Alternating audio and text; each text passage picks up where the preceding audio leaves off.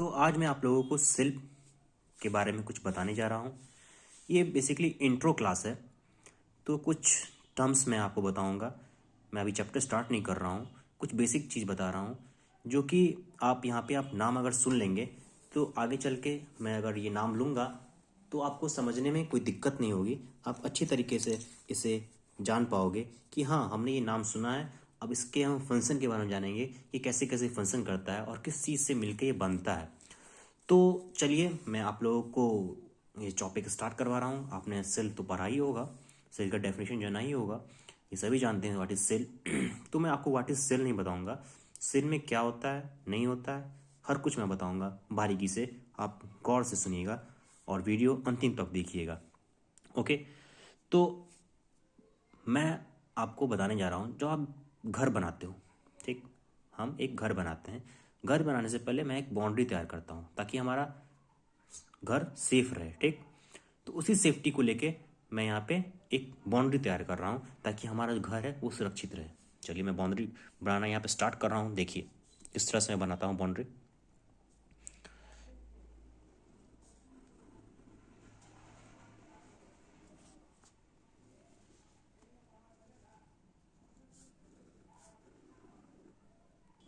तो देखिए मैंने यहाँ पे बाउंड्री बना लिया, एक घर के लिए मैंने बाउंड्री यहाँ पे तैयार कर दिया।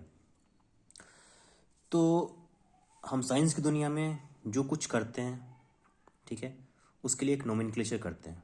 नोमेनक्लेचर मतलब नामकरण। हम इसका नाम देंगे कि इसको किस नाम से हम जानेंगे ताकि हम एक बार बोलें हाँ हम इस चीज़ के बारे में बोल रहे हैं। तो आइए, तो इनका क्या नाम होगा वो चीज़ हम यहाँ पे जानते हैं, ठीक है। तो ये जो आउटर लेयर देख रहे हैं आप यहाँ पे, ये इसका नाम क्या रखा साइंटिस्ट ने? तो साइंटिस्ट ने इसका नाम रखा सेल वॉल। क्या रखा? सेल वॉल, कोशिका की दीवार।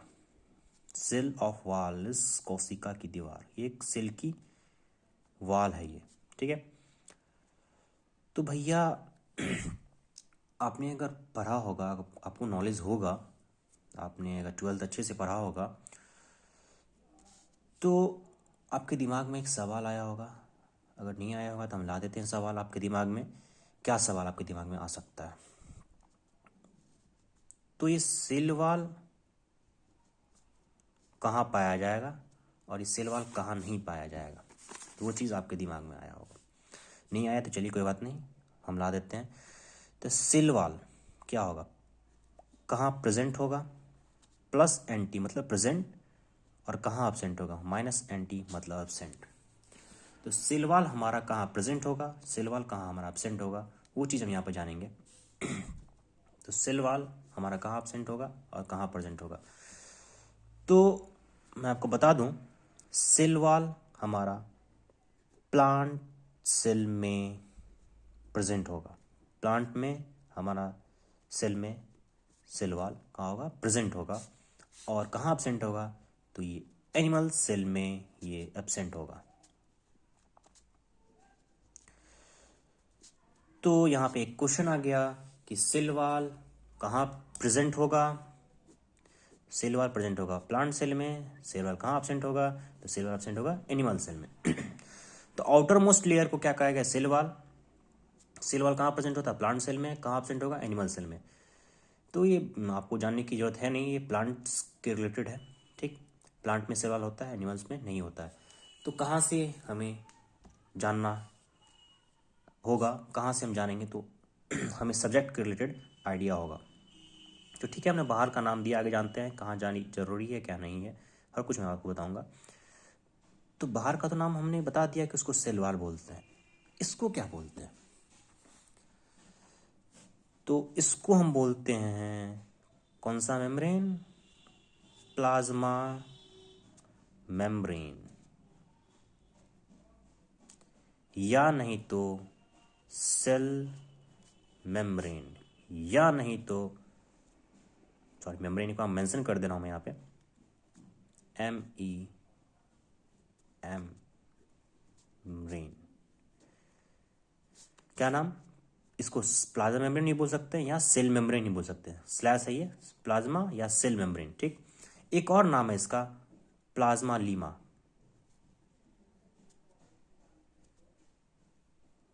क्या नाम है, प्लाज्मा लीमा। तो इस लेयर को क्या नाम दिया गया, प्लाज्मा या सेल मेम्ब्रेन, या नहीं तो प्लाज्मा लीमा। बाहर के लेयर को सेल वाल और उसके अंदर के लेयर को क्या बोला गया, प्लाज्मा मेम्ब्रेन और सेल मेम्ब्रेन या प्लाज्मा लीमा। तो भैया हमने सेल वाल में तो जान लिया कि किस में होता है और किस में नहीं होता, प्लांट में होता है और एनिमल्स में नहीं होता है।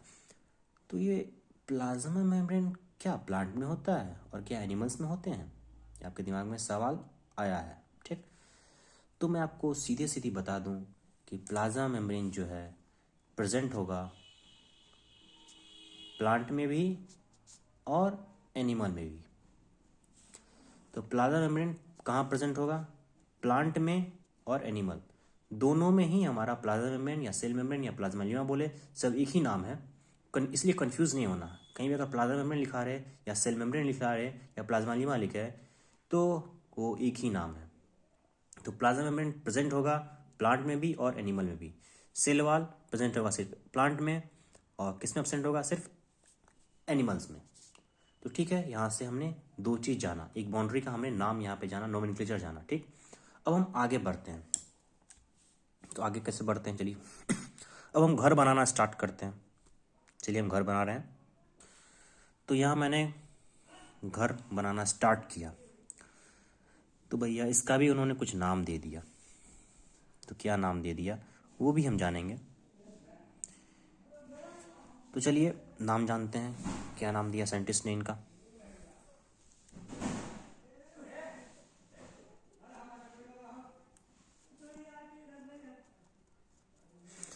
तो साइंटिस्ट ने इसका नाम दिया क्या, न्यूक्लियस।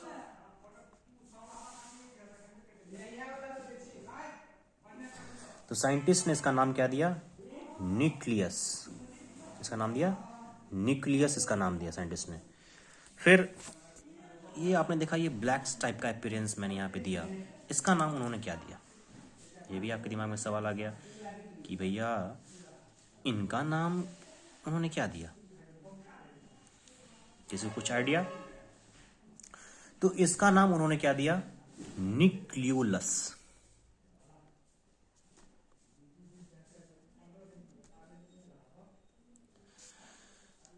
इसका नाम उन्होंने क्या दिया, न्यूक्लियोलस। इस राउंड टाइप का जो सर्कल है इसका नाम उन्होंने दिया न्यूक्लियस।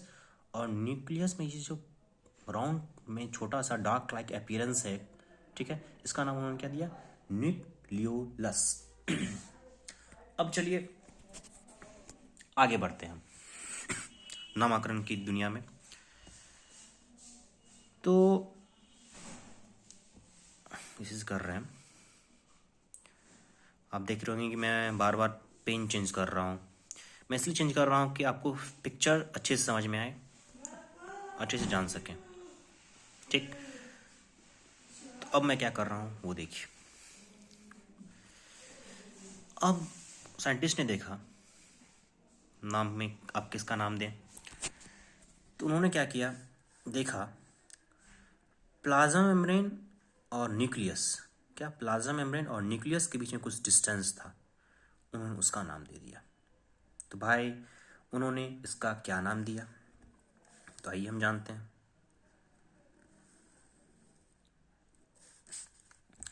उन्होंने इसका नाम क्या दिया, साइटोप्लाज्म।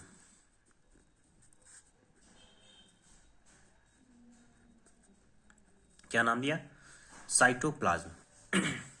फिर आपने देखा मैंने यहाँ भी एक लाइन खींचा, तो न्यूक्लियस के अंदर में जो गैप है इस गैप को उन्होंने भी नाम दिया। तो भाई इसका नाम क्या दिया उन्होंने वो भी हम देखेंगे। तो इसका नाम उन्होंने क्या दिया, तो उसका नाम उन्होंने दिया क्या, न्यूक्लियोप्लाज्म।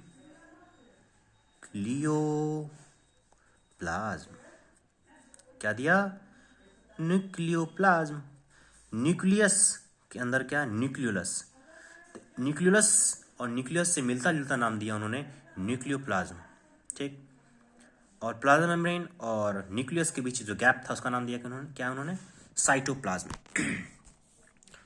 फिर बहुत सारे साइंटिस्ट हमेशा दिमाग लगाते रहते हैं, कुछ नया नया चेंजिंग करते रहते हैं, तो उन्होंने इसको छोटा करने का कोशिश किया कि अब ये थोड़ा ज़्यादा बड़ा हो जाता है, इतना सारा नाम किसी को जल्दी याद नहीं रह पाएगा। तो उन्होंने क्या किया, तो भाई क्या किया, न्यूक्लियोप्लाज्म और साइटोप्लाज्म को कलेक्टिवली इन्होंने, तो न्यूक्लियोप्लाज्म और साइटोप्लाज्म को कलेक्टिवली इन्होंने क्या कहा, तो चलिए देखते हैं। तो कलेक्टिवली इन्होंने इनको क्या कहा, प्रोटोप्लाज्म।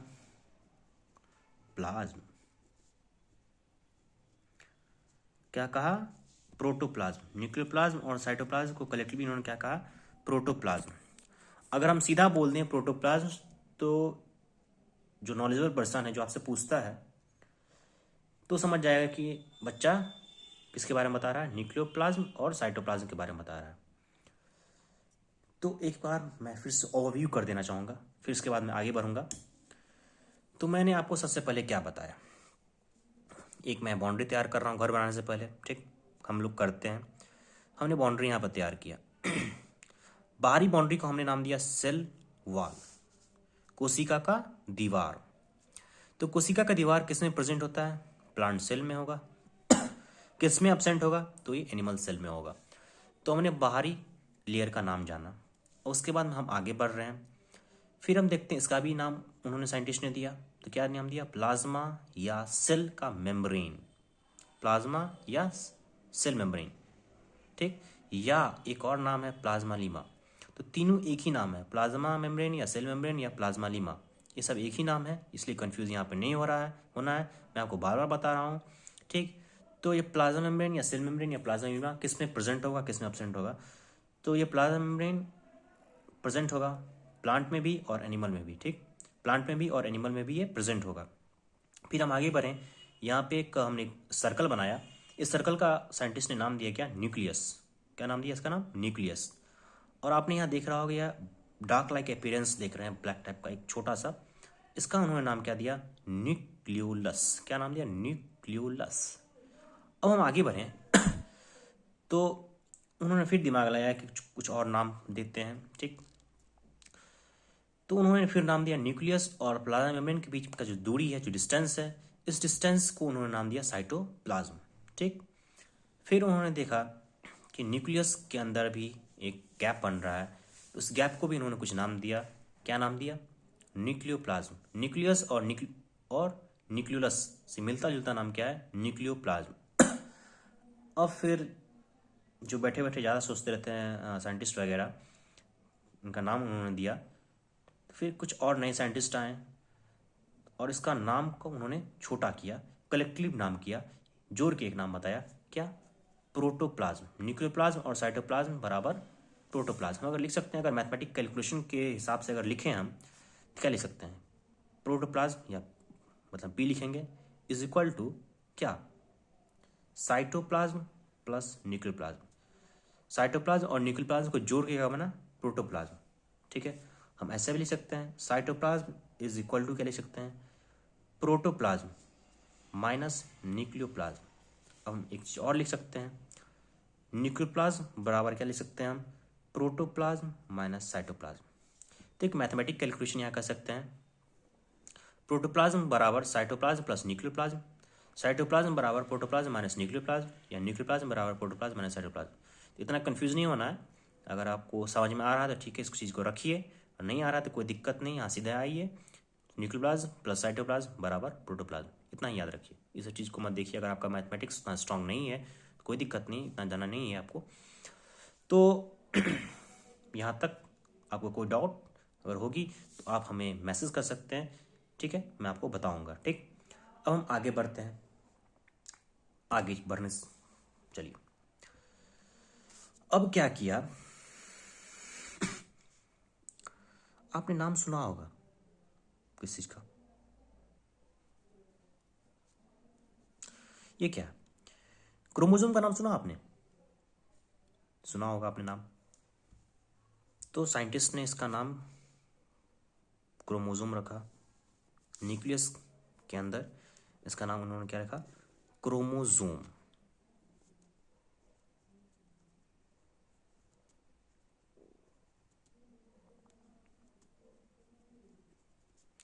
क्या नाम रखा उन्होंने?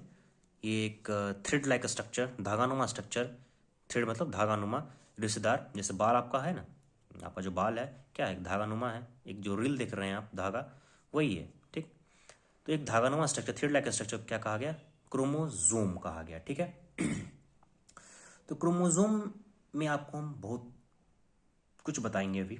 ठीक है, तो बारीकी से सुनिएगा। ठीक।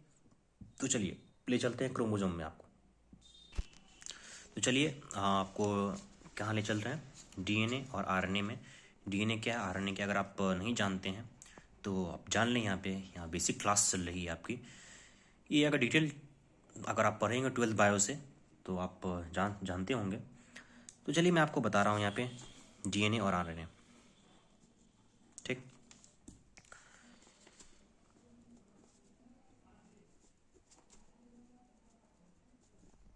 आपने नाम सुना होगा न्यूक्लिक एसिड। क्या नाम सुना होगा? Nucleic acid. नहीं सुना तो सुन लीजिए अभी आप न्यूक्लिक एसिड के बारे में। तो न्यूक्लिक एसिड इसका नाम क्यों पड़ा? क्योंकि इसका जो है फर्स्ट क्या, इसे पहली बार डिस्कवर्ड किया गया। कहाँ पे? कहाँ किया गया? इन न्यूक्लियस। इसका फर्स्ट डिस्कवरी कहाँ हुआ? न्यूक्लियस में, इसलिए इसका नाम रखा गया न्यूक्लिक एसिड। ठीक। न्यूक्लिक एसिड में हम आगे बढ़ते हैं तो हम नाम जानेंगे आर एन ए। ये आर एन ए क्या है? फुल फॉर्म आप जानते होंगे आर एन ए का। क्या? Ribo nucleic acid. कौन सा? आरएनए का full form ribo nucleic acid. एक और है हमारा, क्या है? डीएनए। क्या डीएनए मतलब क्या हो गया? Full form D oxy ribo nucleic acid. क्या? Deoxy ribo nucleic acid for DNA and RNA ribo nucleic acid. तो न्यूक्लिक एसिड क्या हमने बताया क्या फर्स्ट डिस्कवर होता कहाँ? न्यूक्लियस में डिस्कवर किया गया था, इसलिए का नाम रखा गया न्यूक्लिक एसिड। न्यूक्लियस से मिलता जुलता नाम न्यूक्लिक एसिड। इसके हमने दो पार्ट्स बताए, आरएनए और DNA. RNA ribo nucleic acid, DNA deoxy ribo nucleic acid. तो ये दोनों भाई है क्या? आपने बचपन सॉरी अगर आप बायो पढ़े होंगे तो नाम जानते होंगे इसके बारे में, ये क्या है या नहीं है। तो ये क्या है या नहीं है वो हम जानिए यहाँ पे। अगर नहीं जानते हैं तो ये क्या है? हमारा जेनेटिक मटेरियल है। डीएनए और आरएनए क्या है? हमारा जेनेटिक मटेरियल है। यहाँ पर लिख देते हैं। सॉरी, ये क्या करता है? एक्ट कैसे करता है? जेनेटिक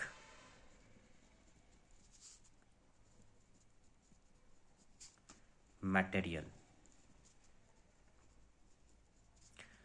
तो ये जेनेटिक मटेरियल का काम करता है, act as a genetic material, RNA और डीएनए। तो हम आपको कुछ बताना चाहते हैं आरएनए और DNA, ribonucleic acid, deoxyribonucleic acid. यहाँ आप क्या देख रहे हैं? कुछ डिफरेंस डीएनए और आरएनए में? डीऑक्सी, बाकी उसका तो सब सेम है। राइबोन्यूक्लिक एसिड, इसमें भी राइबोन्यूक्लिक एसिड। तो ऐड क्या हुआ? डीऑक्सी। इसका मतलब क्या हो गया? आप बता सकते हैं? अगर नहीं बता सकते हैं तो चलिए जानिए। दो नाम है, डी और एक ऑक्सी। डीई का मतलब क्या होता है? जहां भी डीई लगा रहे हैं ना, उसका मतलब क्या होता है? बायोलॉजिकल टर्म में, कहीं भी नहीं, हर जगह इस चीज़ यूज़ मत कीजिएगा, नहीं तो आप रिप्लेस हो जाइएगा। रिमूवल, ऑक्सी मतलब क्या आप जानते होंगे? ऑक्सीजन। ऑक्सीजन का रिमूवल क्या कहलाता है? डीएनए। ऑक्सीजन को हटाना क्या कहलाता है? DNA, deoxy ribo nucleic acid. ठीक है, फिर आपके दिमाग में एक और हम सवाल डाल रहे हैं, कुछ और बताने जा रहे हैं आगे इसी चीज़ को रिलेटेड को लेके, इसी को रिलेट करके। इन मोस्ट ऑफ ऑर्गेनिज्म, किसमें? इन मोस्ट ऑफ, किसमें? ऑर्गेनिज्म, ज़्यादातर ऑर्गेनिज्म में जेनेटिक मटेरियल क्या होता है? डीएनए। तो भाई आरएनए किसमें जेनेटिक मटेरियल है? आपने बताया कि आरएनए भी जेनेटिक मटेरियल है, लेकिन आप यहाँ पर लिख रहे हैं कि जेनेटिक मटेरियल डीएनए होगा। हमने क्या लिखा है यहाँ पे? मोस्ट, ज़्यादातर ऑर्गेनिज्म में जेनेटिक मटेरियल क्या होगा? डीएनए। एक चीज़ और मैं आपको बता देना चाहूँगा, ऑर्गेनिज्म का जहाँ भी लिखा रहे मतलब क्या होगा? ये प्लांट और एनिमल दोनों के बारे में बता रहा है। ठीक है, ऑर्गेनिज्म का मतलब प्लांट्स और एनिमल बोथ। तो आइए हम आगे बढ़ते हैं। तो आगे बढ़िए। एक्चुअली अगर देखें तो इफ द ऑर्गेनिज्म, क्या ऑर्गेनिज्म? हैव, क्या have? If the organism have, चलिए क्या have? RNA. if the organism have DNA, if the organism have both DNA and RNA,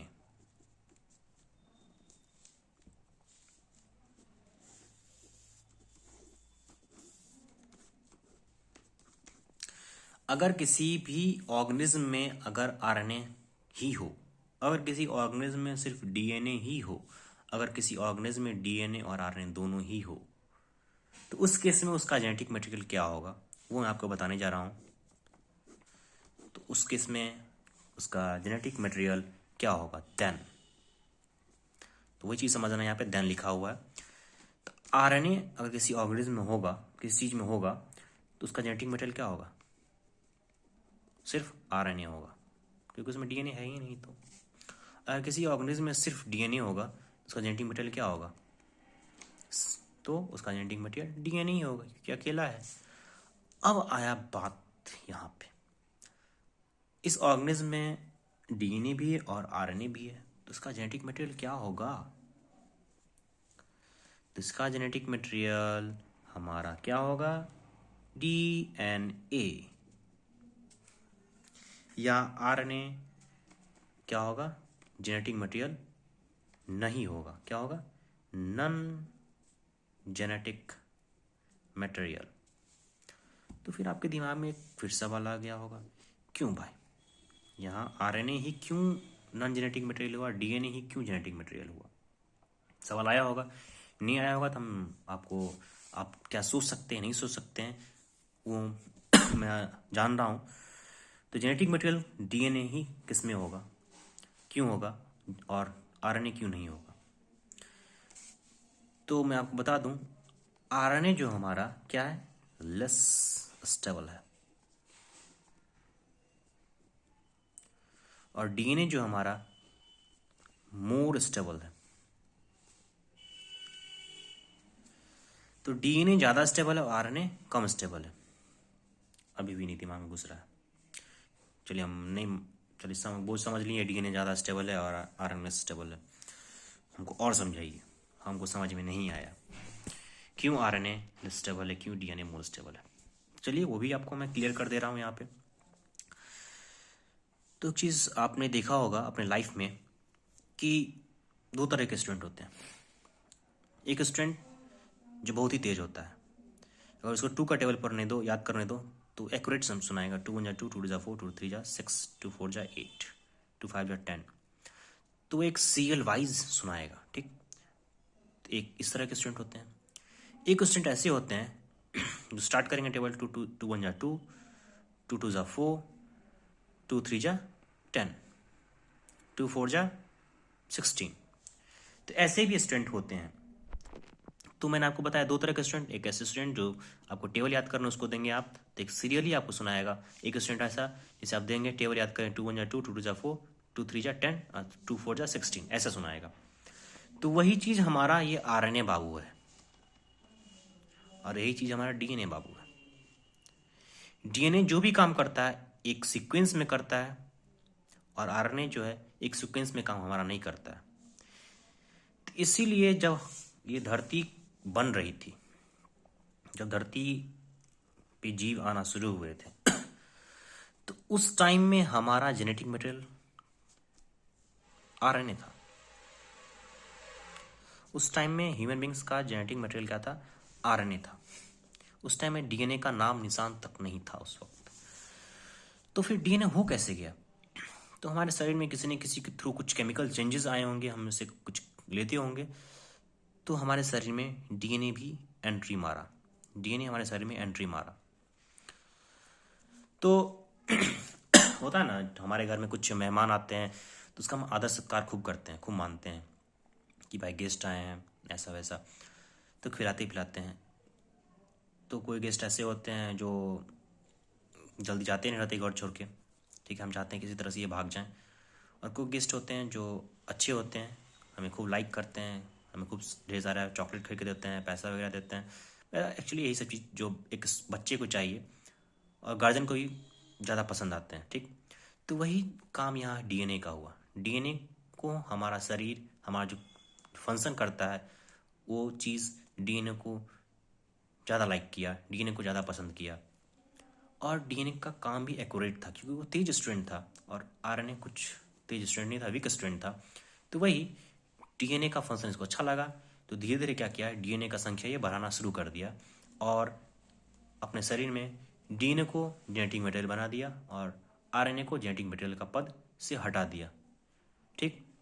इसका काम क्या फिर कर दिया, तो मैसेज को एक दूसरे से दूसरे जगह ले जाने का काम सौंप दिया कि भाई तुम डाक का काम करो। तो आरएनए को उसने डाक बना दिया, पोस्टमैन बना दिया। तुम लोग ये मैसेज यहाँ से यहाँ तक पहुँचाना, ठीक है, बस तुम्हारा इतना ही काम है, बाकी तुम डीएनए पे छोड़ दो, डीएनए क्या करेगा, डीएनए क्या नहीं करेगा। तो ऐसा काम उन्होंने सौंपा। तो अब आपको ये क्लियर हो जाना चाहिए कि मैं क्यों कर रहा हूँ डीएनए यहाँ ज़्यादा स्टेबल है और आरएनए कम स्टेबल। अगर अभी भी ज़्यादा क्लियर नहीं है तो मैं आपका कुछ कर नहीं सकता हूँ, आप क्लियर कीजिए, पढ़िए 12th ठीक से।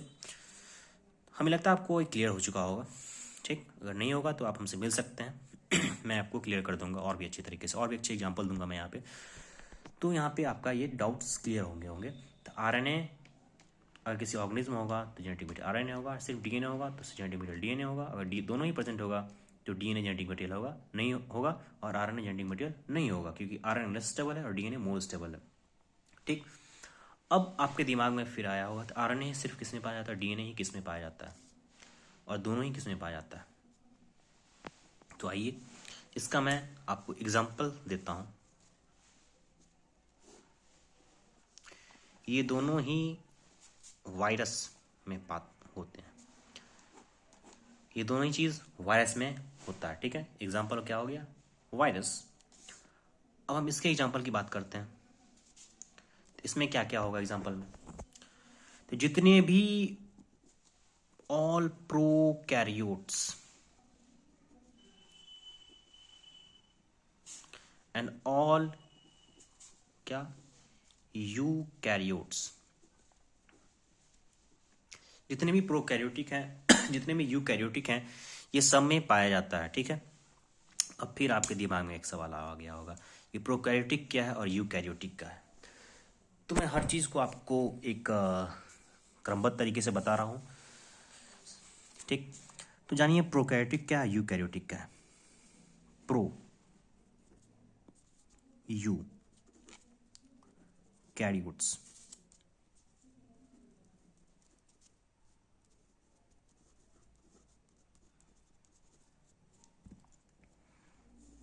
Pro you karyotes.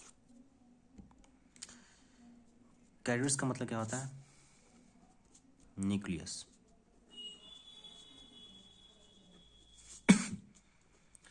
Pro less advance, या बोल सकते हैं इसको प्रिमिटिव।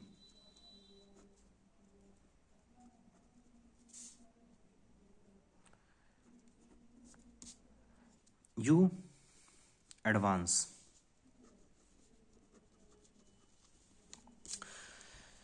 तो आप इसको कनेक्ट कर सकते हैं, तो कैसे कनेक्ट कीजिए, pro karyotes, you karyotes.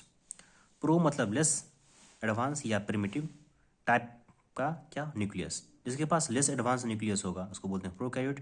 You कैरियोट, you मतलब एडवांस, कैरियोट्स मतलब न्यूक्लियस, जिसके पास एडवांस न्यूक्लियस होगा उसको बोलेंगे हम यू कैरियोट, और जिसके पास लेस एडवांस या प्रिमिटिव टाइप का कैरियोट्स होगा, न्यूक्लियस होगा, उसको बोल देंगे हम प्रो कैरियोट। तो advance nucleus in you karyotes and primitive या लेस एडवांस इन यू कैरियोट। तो कैरियोट्स का मतलब न्यूक्लियस, प्रो का मतलब लेस एडवांस या प्रिमिटिव, यू का मतलब एडवांस। ठीक, तो आप यहाँ पर क्लियर होगा आपका ये सवाल कि क्या होता है और क्या नहीं होता है। तो एक्चुअली इतने ज़्यादा मैं आपको ले चला, अंदर ले चला, तो इसलिए लेके मैं यहाँ तक आपको यहाँ आया हूँ कि कुछ टर्म्स मैं आपको बता सकूँ।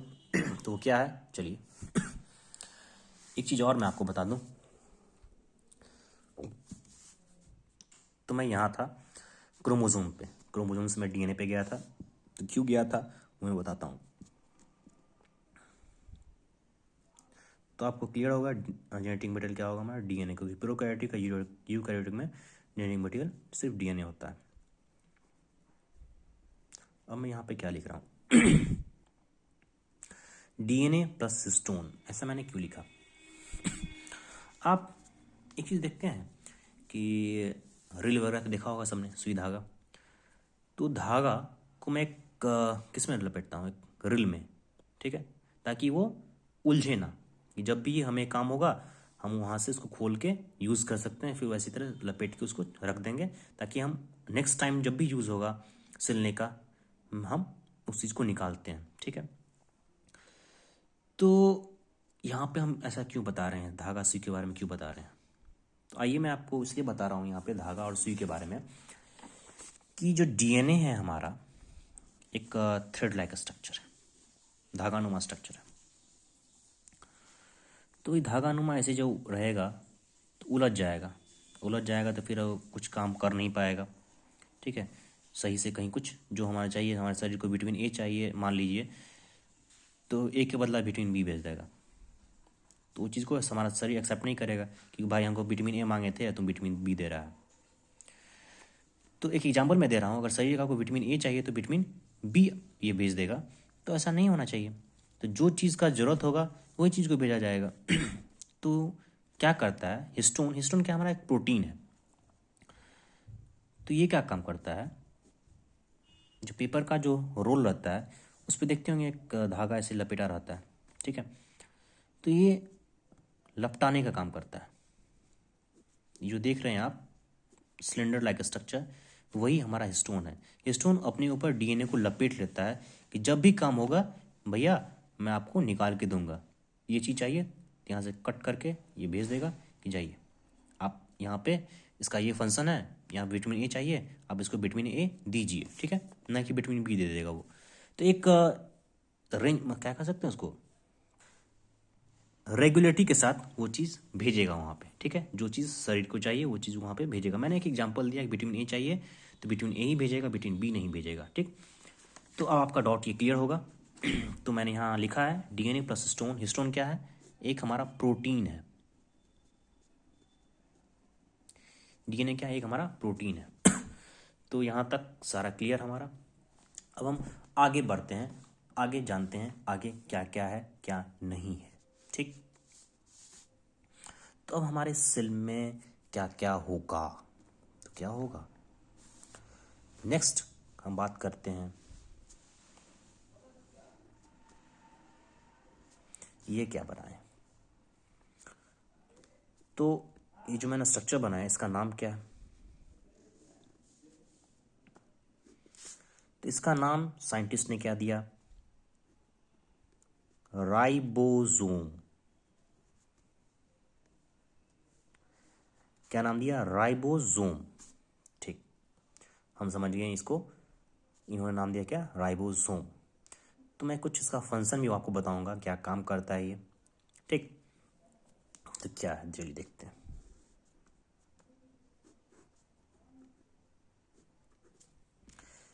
तो इसका फंक्शन क्या है, ये क्या करता है हमारा, प्रोटीन का सिंथेसिस कराता है।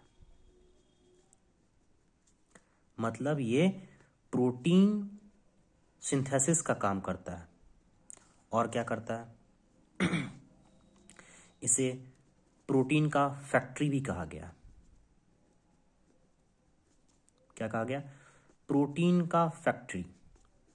यहाँ पे प्रोटीन्स वगैरह स्टोर होते हैं। जब भी हमारे शरीर को जो चीज़ चाहिए ये अवेलेबल करवाता है। तो राइबोसोम का फंक्शन हमने क्या बताया कि ये प्रोटीन का क्या करता है? सिंथेसिस कराता है, बनाता है। और दूसरा है ये प्रोटीन का फैक्ट्री है। यहाँ पे प्रोटीन बन के तैयार होता है और यहाँ पे जमा रहता है। जब भी जिस तरह से हमारे शरीर को यूज़ होती है ये अवेलेबल करवाता है। ठीक, एक चीज़ मैं और बताना चाहूँगा आपको यहाँ पे। क्या है वो? एक नाम है जो आप पढ़ेंगे सेल में। क्या है? लाइसोसोम। क्या है? लाइसोसोम। क्या? लाइसोसोम या लाइसोसोम कह सकते हैं। तो लाइसोसोम क्या होगा? ये प्रेजेंट होगा एनिमल में। लाइसोसोम क्या होगा? प्रेजेंट होगा कहाँ पे? एनिमल में। और आगे क्या है इसका? लाइसोसोम हैव, क्या have? Lysosome have hydrolytic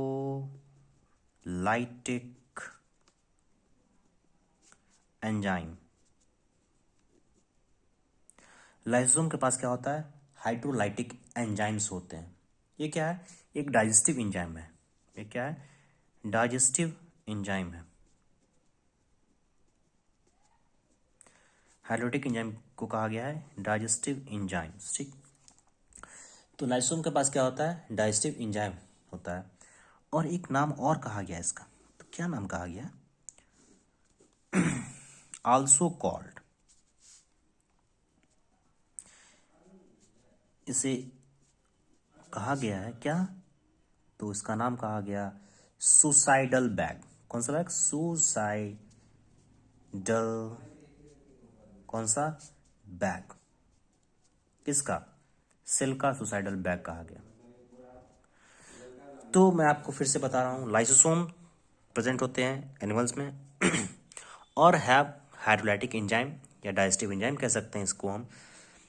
also call कहा गया इसको सुसाइडल बैग। तो क्यों कहा गया सुसाइडल बैग?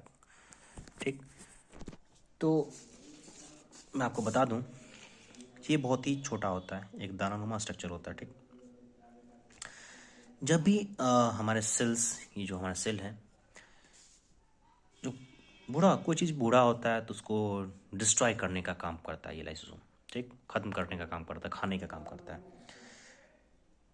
तो क्या करता है? ये ब्लास्ट कर जाता है उस जगह पे। और उस एरिया का जितना भी है सेल, जो डेड सेल है, होने वाले हैं या हो रहा है या हो गया है, उसको वो खा जाता है, खत्म कर देता है। तो वही काम करता है यहाँ पे लाइसोसोम, उस चीज़ को खा जाता है, खत्म कर देता है। इसलिए इसे कहा गया सुसाइडल बैग। ये जब फटता है तो उस जगह के जो डेड सेल्स हैं उसको वो खत्म करता है। ठीक है, तो हम एक चीज़ और पढ़ते हैं इसमें। क्या?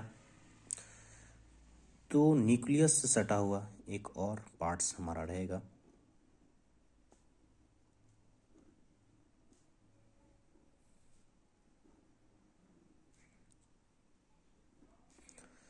तो इस पार्ट्स का क्या नाम है?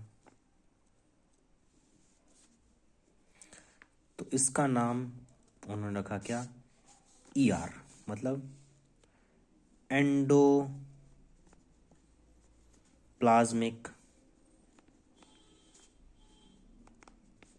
रेटिकुलम। क्या नाम रखा? एंडोप्लाज्मिक रेटिकुलम इसका नाम उन्होंने रखा। ठीक, और फिर तो क्या होता है एंडोप्लाज्मिक रेटिकुलम? मैं आपको बताऊंगा जब मैं चैप्टर स्टार्ट करूंगा। बस नाम जानिए आप, एंडोप्लाज्मिक रेटिकुलम। एक चीज़ और मैं बता दूंगा, तो अगर आप वहाँ भी पढ़ेंगे ही, राइबोसोम, अगर जिस पार्ट पे एंडोप्लाज्मिक रेटिकुलम के राइबोसोम रहेंगे उसको बोलेंगे हम क्या, रफ एंडोप्लाज्मिक रेटिकुलम। और जिस पोर्शन पे एंडोप्लाज्मिक रेटिकुलम के पोर्शन पे राइबोसोम नहीं रहेंगे उसको बोलेंगे क्या हम, स्मूथ एंडोप्लाज्मिक रेटिकुलम। बस इतना ही आप जानिए, आगे हम आगे बढ़ाएंगे क्या है नहीं है।